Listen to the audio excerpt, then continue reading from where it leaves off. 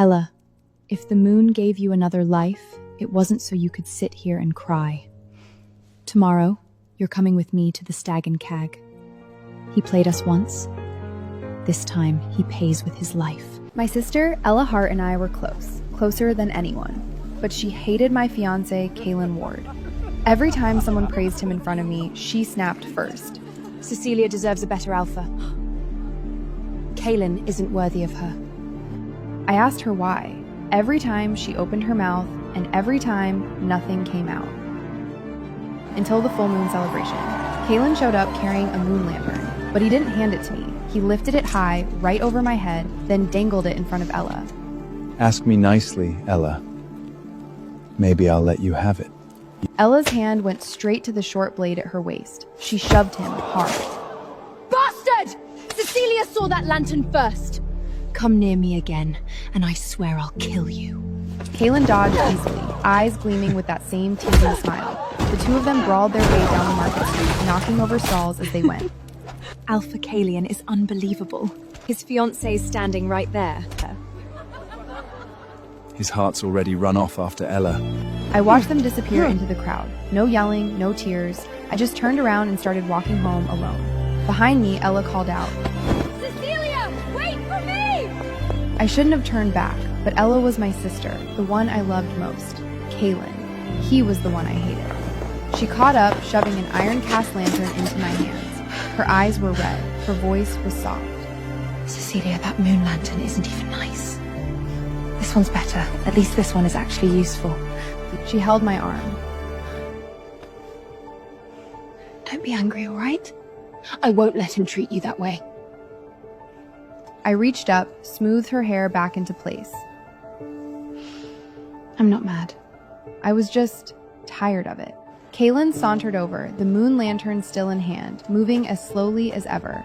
He saw Ella's red eyes and smiled. Why'd you run so fast? It's not like I was actually gonna take it. He shoved the lantern into my arms. Here, take it, Cecilia. Ella's got a hell of a temper. I was just messing with her and she came after me like that. Someone should teach her some manners. Or no alpha's ever gonna want her. His voice stayed light, like all of this was obvious. I looked down at the lantern in my hands. Silver blue light led through the stitched hide. It fell across Kaylin's face, handsome but indifferent. I held it back out to him. If you want it for Ella, keep it. Kaylin frowned. Cecilia, what are you doing? It's just a lantern. It's ugly. I don't want it. He froze. I didn't wait. I took Ella's hand and walked straight into the crowd. The wind was sharp that night. The full moon festival didn't seem worth my time. It was time to go home. Back at the pack house, Ella stared at me. Cecilia, end the engagement. Kaylin's no good. He's completely unhinged. I poured her a mug of hot milk for her. Why are you saying that now? She opened her mouth, but the tears came first. Then her voice, broken. The way he looks at me, it's wrong. That lantern tonight, that wasn't a joke. He was trying to humiliate us. If you marry into his pack, you'll die. She spat the word out. Dead. She said it like the word had weight, a hatred too old for her years. I looked at Ella. She had a temper, but not like this. Not this out of control. She looked like she was carrying something terrible, something she couldn't bring herself to say out loud. I know. Ella's head snapped up, her face wide with shock. You think I can't see what he's doing? Kaylin never looked at me, not really. But the way he looked at Ella was different. Too direct, too heated. Once, I overheard him talking about me. He said I was quiet, that I could be his Luna.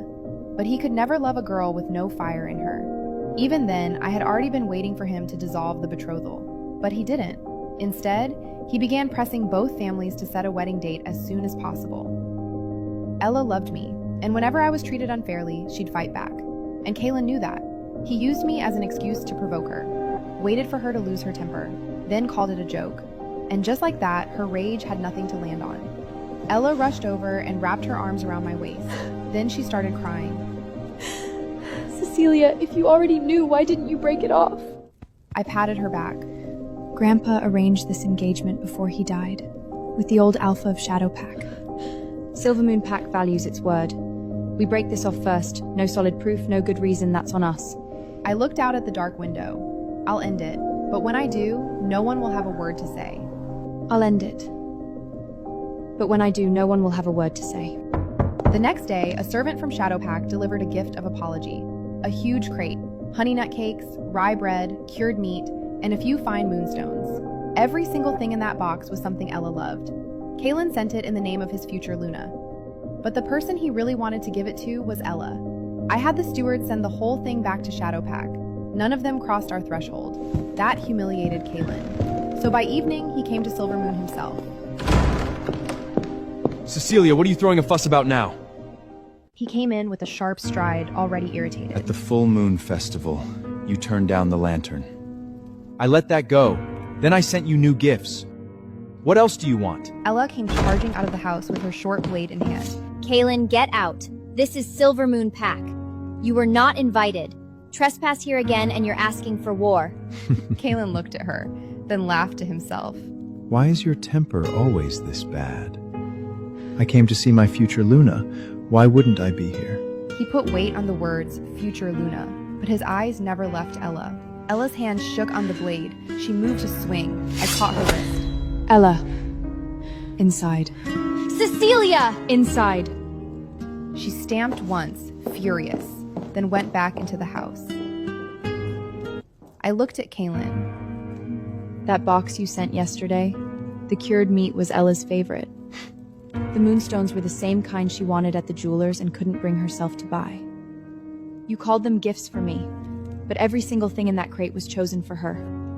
You can dislike me, you can insult me, but don't drag Ella into this.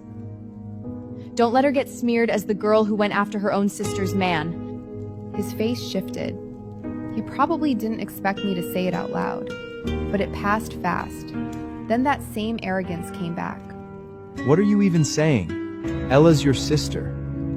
If I showed her any attention, it was only because of you.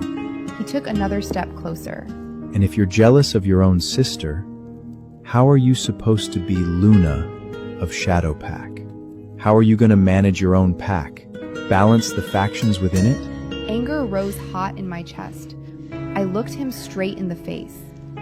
Kalen, we both know what this is, so stop pretending. Our engagement is over. I will not marry a wolf who lies to my face. Cecilia, have you lost your mind? You think you get to call this off? Who else is ever going to want you? A wolf who didn't even awaken until 25? He stepped closer, his eyes going cold. Go to the council then. Do it today. If you actually break this engagement, I'll never set foot near you again. Tomorrow, after the morning session, Stag and Cog. After the old alpha of Shadowpack died, Kalen's father, the pack was little more than a shell. Kalen couldn't run it. He wasted his days, and the ranches and mines under Shadowpack lost money every year. That was when our engagement was settled. The assets Shadowpack promised me were mostly mines. Mines the council had already ruled couldn't be sold or mortgaged. Silvermoon's side was different. My dowry included storefronts in more than a dozen nearby towns. Every single one of them thrived. If Kalen didn't want to end the engagement, then let's untangle what's between us first. I asked Shadowpack's steward to meet me at the Stag and Keg and go over the accounts. He kept deflecting, then tried to bury the real numbers under old ledgers. I looked at him across the table. The clothing shop on your south road, the butcher on the east side. Last year alone, they lost 200,000 gold. Stealing from your future Luna before the wedding even happens. Just to cover your own losses? Shadowpack has no shame. Go back and tell Kalen this. Everything he took under my name comes back, and the engagement ends with it. He wiped his forehead, grabbed the ledgers, and ran. I picked up the cold tea on the table, took one sip, then stood to leave. The door to the next room opened. Samuel Vale, a senior alpha on the council, stood in the doorway. Dark robe, cold eyes, the kind of man people lowered their voices around. Impressive, Miss Hart. But Kalen doesn't have 200,000 gold. I looked at him. Alpha Samuel? You were listening? Samuel Vale was known on the council. the kind of man who kept his hands clean. So if he was here, it wasn't for entertainment. Samuel reached into his sleeve and pulled out a folded slip of paper, then set it in front of me. 10 days ago, Kalen borrowed 500,000 gold from a black market. He put up the last of Shadowpack's land deeds as collateral. What did he need that kind of money for? I've been looking into private lending tied to council members. The numbers felt wrong, so I had someone dig deeper. That's when we found it. An estate he built just outside the city. He called it Ella's house. The interior was a perfect replica of Ella's room, down to every last detail. For a second, my mind went blank. At that moment, Ella's maid came running into the tavern. Miss Cecilia, you need to come back now. Miss Ella has gone into a fit. She's smashing things in her room. She keeps screaming that someone wants to drain her blood. I shot to my feet. By the time I got back to the pack house, I could already hear her voice raw and breaking.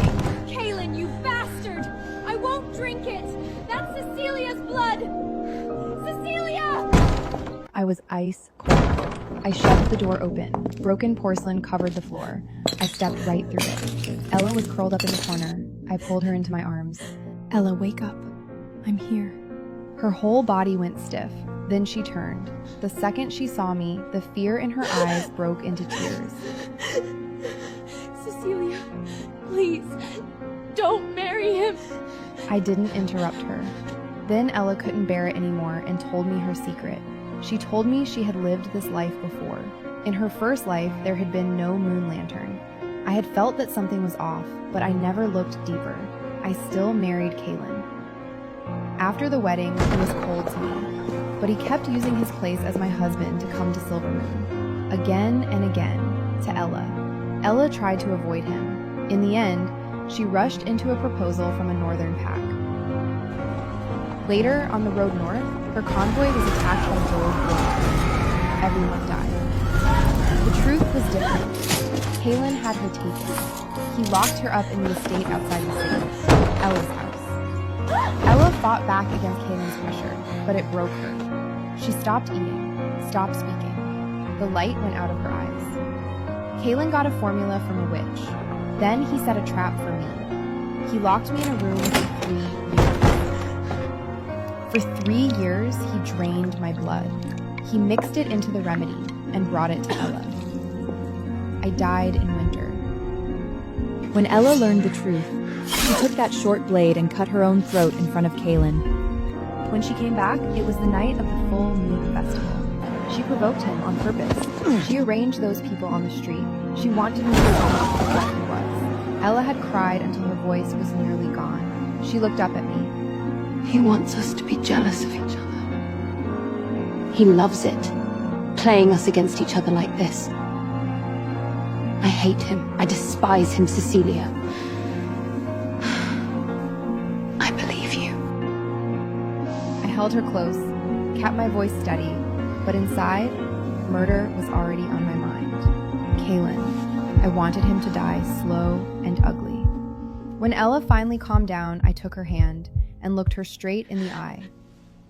Ella, if the moon gave you another life, it wasn't so you could sit here and cry. Tomorrow, you're coming with me to the Stag and Cag. He played us once. This time, he pays with his life.